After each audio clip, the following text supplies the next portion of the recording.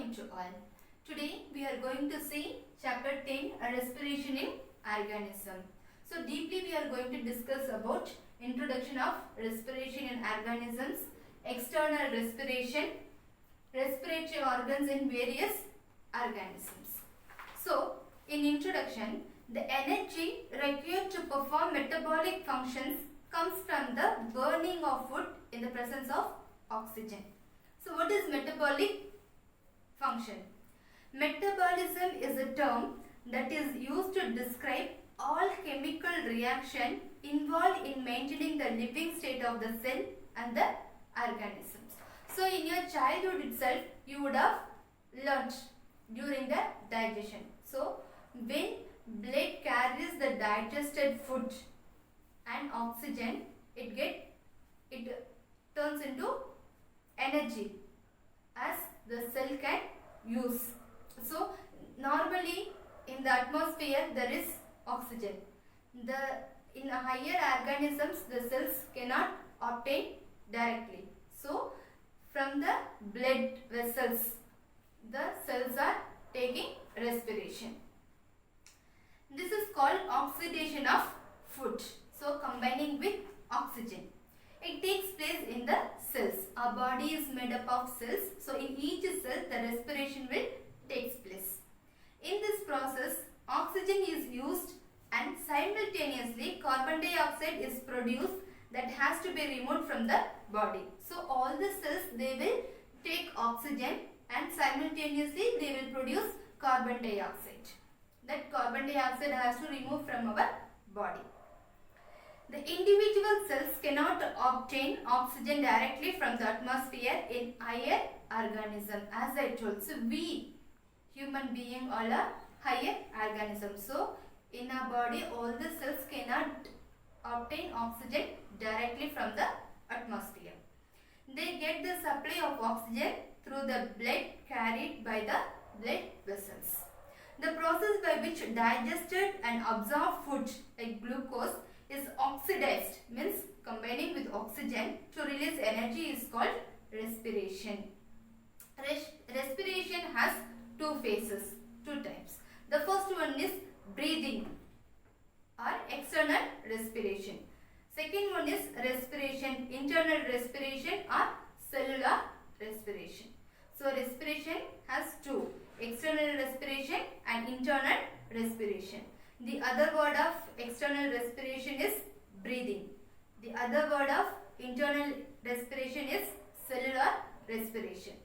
So external respiration, again it divides into two. The first one is inhalation or inspiration. The next one is exhalation or expiration.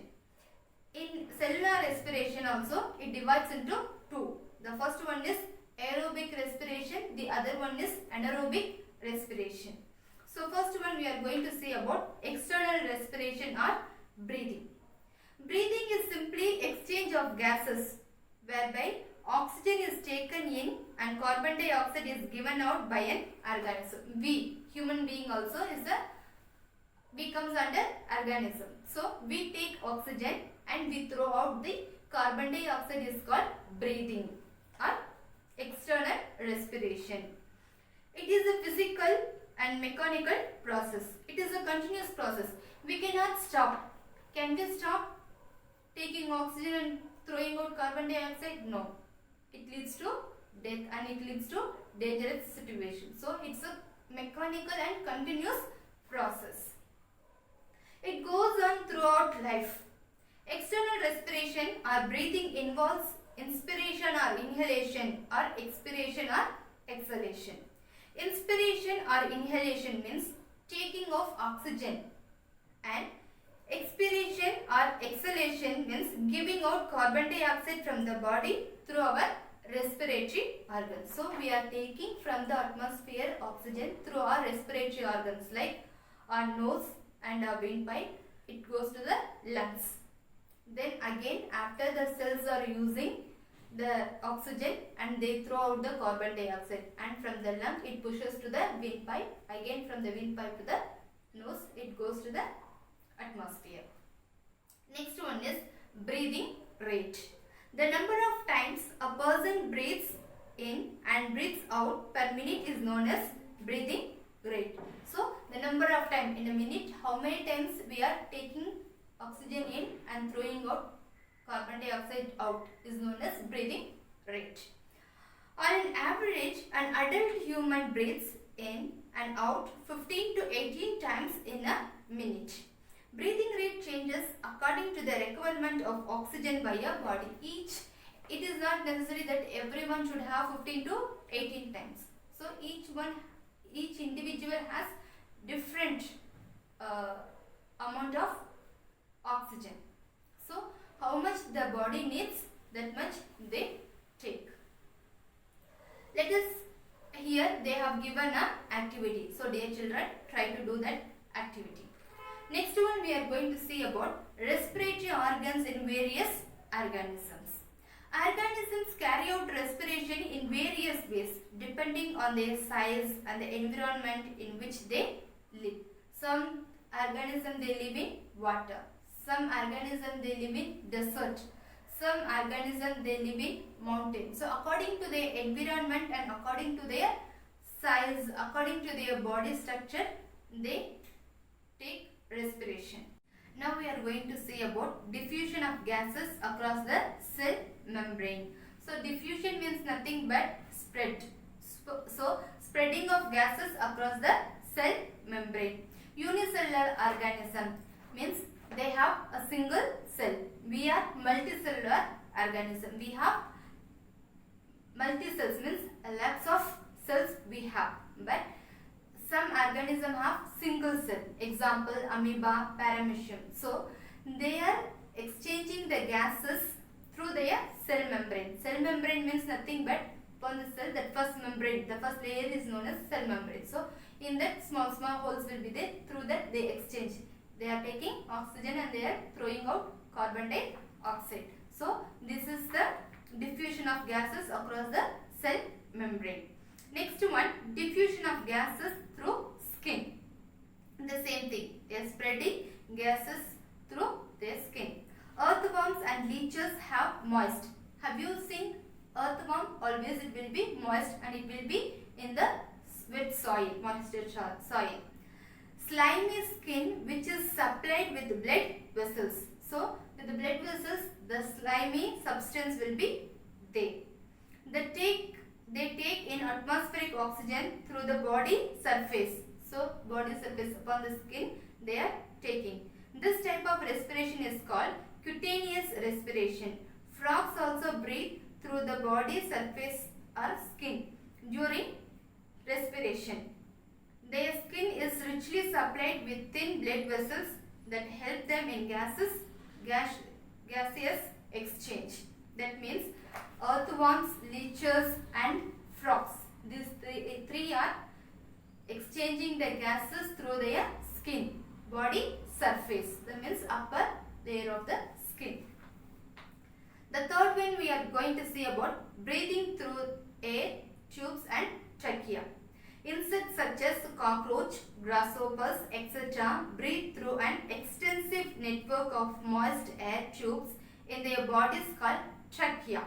The tracheas are tiny tubes that open the exterior through small pores or openings called spiracles.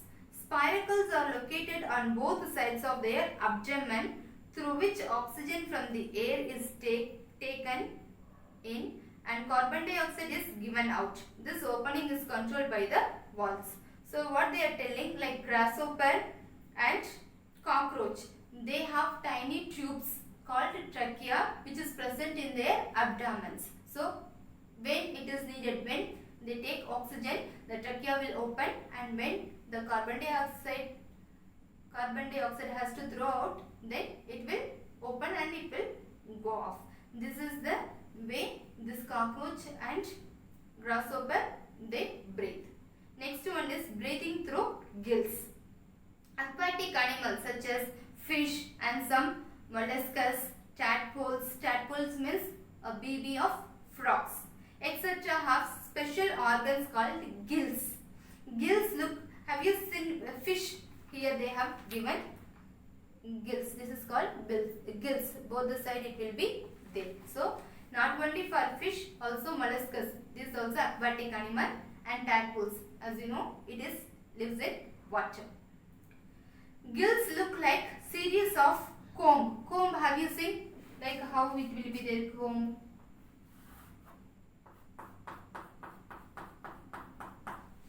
Like this.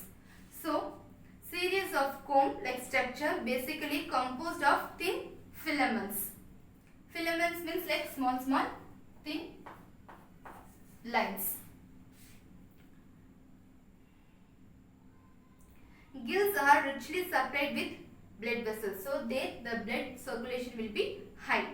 A fish breathes in oxygen dissolved in water. The exchange of gases takes place through the thin walls of the gills. Gills are basically projection of skin called filaments located on both sides of the head, covered with an operculum. During inspiration, a fish opens its mouth to take an adequate amount of water. When the mouth is closed, the water passes through the gills and forces out through the gill slits by opening the operculum. Meanwhile, the oxygen is absorbed by the blood capillaries on the gills and carbon dioxide is given out. So what happens? The fish, it opens the mouth and it takes adequate amount of water. How much it can? It takes the water. After that, it throws out through the gills and through operculum. So during the time, meanwhile the time, it takes oxygen. The blood vessels absorb oxygen and it throws out the carbon dioxide. The last one is breathing through lungs.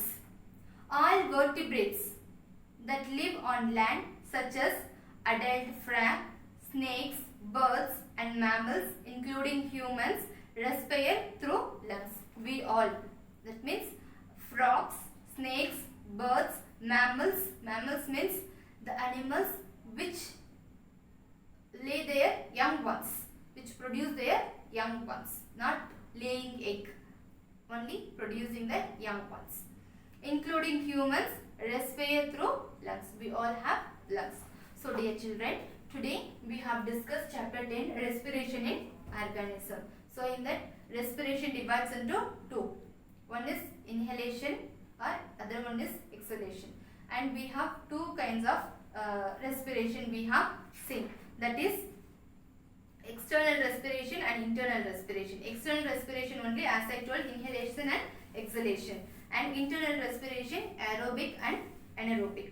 Next one we have seen external respiration are breathing, great, and respiratory organs in various organisms like diffusion of gases across the cell membrane, diffusion of gases through skin, breathing through air tubes or trachea, breathing through gills, etc. So dear children, study well and learn it. Next week you will get study material. Thank you.